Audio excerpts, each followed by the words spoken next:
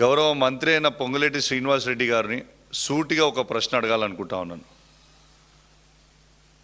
మీరు హౌసింగ్ మినిస్టర్గా ఆడికి డబుల్ బెడ్రూమ్ ఇల్లు కేసీఆర్ గారు కట్టించిన డబుల్ బెడ్రూమ్ ఇల్లుని మీరు పంచడానికి వస్తూ ఉన్నారన్నారు. ఓకే, సంతోషం, రాండి అని చెప్పినాను. నేను అసెంబ్లీలో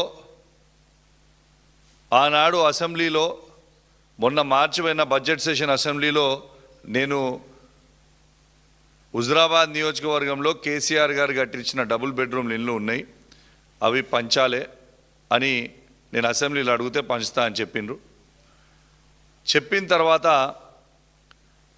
ఆడ మొత్తము కేసీఆర్ గారు కమలాపూర్ మండలం కమలాపూర్ టౌన్లో గూడూరులో కమలాపూర్ టౌన్లో 302 ఇండ్లు, గూడూరులో 50 ఇండ్లు, మరిపెల్లిగూడెంలో 50 ఇండ్లు కేసీఆర్ గారు ఒక్కొక్క ఇంటికి 5,04,000 రూపాయలు శాంక్షన్ చేసి దాదాపు 20 కోట్ల రూపాయలు, సుమారు 20 కోట్ల రూపాయలు, 19 crores 85 lakhs వస్తుంది, సుమారు 20 కోట్ల రూపాయలుతో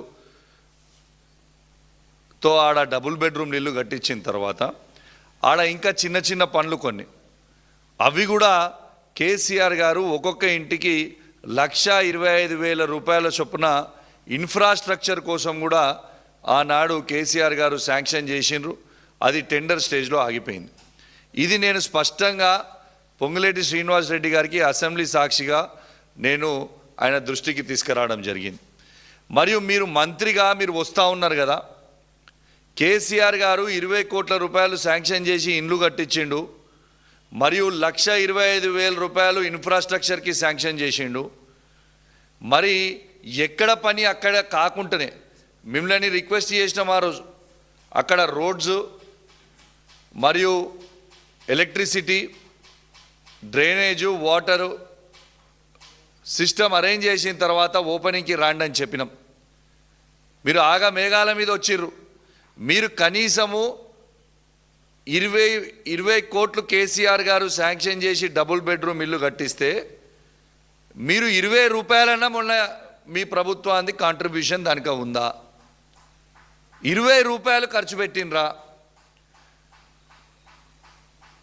అసలు ఎందుకు ఒక మంత్రి వస్తుంటే మీకు ఫోటోలు చూపిస్తానండి, మీరు చూడాలి. ఇలా పొంగులేటి శ్రీనివాస్ రెడ్డి గారు, ఇవ్వండి, ఇది గూడూరు విలేజ్ కేసీఆర్ గారు కట్టించిన డబుల్ బెడ్రూమ్లు. ఇక్కడ మీరు చూడొచ్చు, పోల్స్ కూడా వేసి పెట్టిండు ఆ రోజు కేసీఆర్ గారు. ఉట్టి కరెంట్ లైన్స్ అవన్నీ కూడా టెండర్ వేసినాయి, గుంజాల్సిన అవసరం ఉంది. మంత్రి గారు వచ్చే ఓపెనింగ్కి ఇట్లనే ఉంటుందా? దీన్ని ఇంట్లో లోపలికి వీళ్ళు పొమ్మనంటే ఆ బెనిఫిషరీస్ ఎట్లా పోతారని నేను అడుగుతా ఉన్నాను. ఇలా దీంతో పాటు లోపల ఉన్న సింక్స్ కట్టించినాయి, మీరు చూడొచ్చు. సింక్స్ ఇదే విధంగా ఉన్నాయి. ఒక మంత్రి వస్తే కనీసము సింక్ కూడా క్లీన్ చేయకున్న పరిస్థితిలో ఇలా ఈ ప్రభుత్వం ఉన్నది. ఇలా లోపల ఎలక్ట్రిసిటీ మీరు చూడొచ్చు, లోపల ఎలక్ట్రిసిటీ కోసం కనీసం ప్లగ్ బోర్డులు కూడా పెట్టండి మీరు చూడొచ్చు. అదేవిధంగా ఇది కూడా చూడొచ్చు, పైన ఎంసీబీలు, తర్వాత కిటికీ, కనీసం అద్దాలు కూడా పెట్టకుండా ఇలా మంత్రి గారి చేతి మీద ఓపెనింగ్కి వస్తున్నారంటే ఇది ప్రభుత్వాన్ని ఎంత సిగ్గుచేటో ఒక్కసారి మీరు ఆలోచన చేయండి.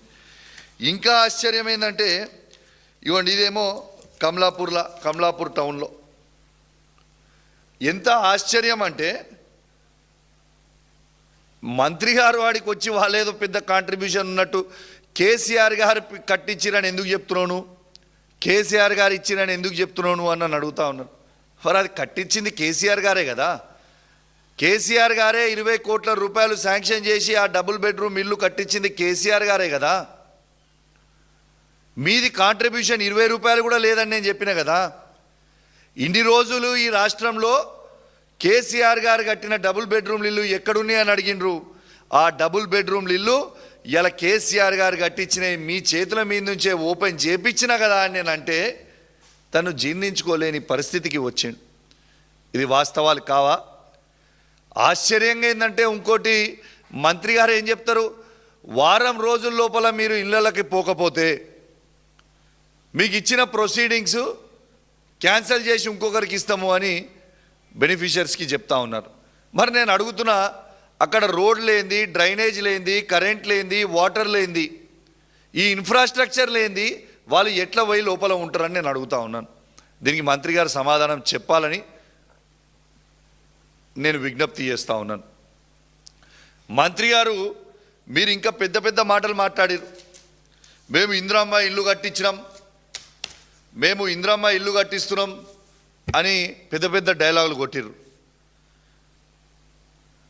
పొంగులేటి శ్రీనివాసరెడ్డి గారు మీరు దీనికి జవాబు చెప్తారా?